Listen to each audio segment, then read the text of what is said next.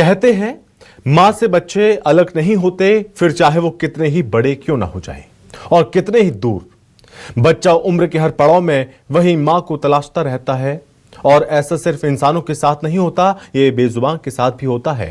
Social media पर ऐसी एक कहानी वायरल हो रही है।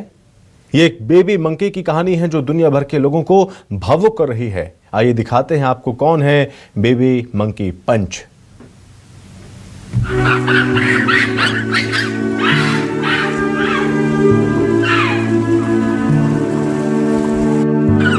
ये पंच है जो जापान के एक जू में रहता है, लेकिन फिलहाल दुनिया में लाखों लोगों के दिलों में बस गया है।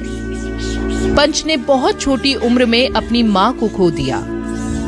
माँ का साया सिर से हट जाए तो दुनिया कितनी बड़ी और डरावनी लगने लगती है, ये शायद पंच से बेहतर कोई नहीं जानता।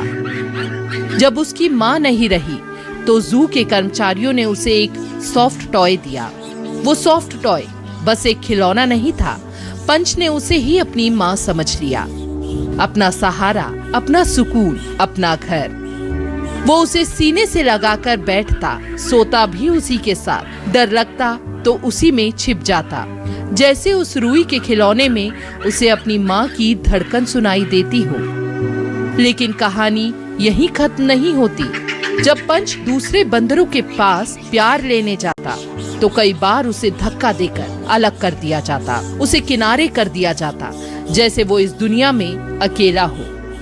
और हर बार डर कर, सहम कर वो फिर उसी सॉफ्ट टॉय के पास लौट आता, क्योंकि वही उसे लगता था कि अब उसे कोई नुकसान नहीं पहुंचाएगा।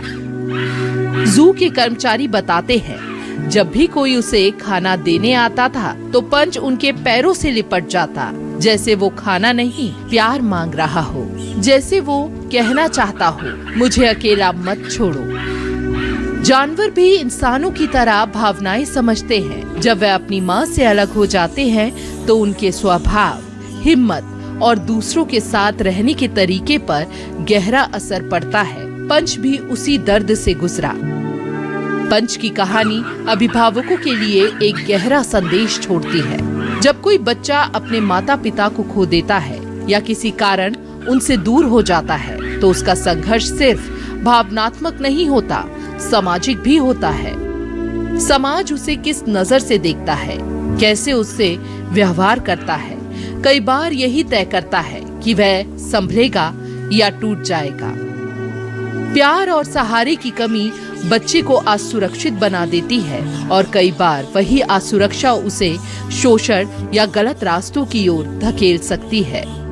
इसीलिए हर माँ बाप को ये फैसला सोच समझ कर लेना चाहिए कि अगर किसी दिन हम साथ ना रहें तो हमारे बच्चों का ख्याल कौन रखेगा।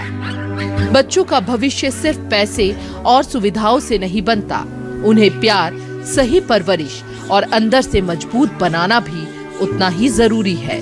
और बात पंच की करे तो वक्त हमेशा एक जैसा नहीं रहता। धीरे धीरे जू प्रशासन ने उसे एक दूसरी मादा बंदर के साथ रखा और अब पंच को एक नई माँ मिल गई है। आज वो पहले से ज्यादा शांत है, थोड़ा निडर है और उसके चेहरे पर अब डर से ज्यादा भरोसा दिखता है।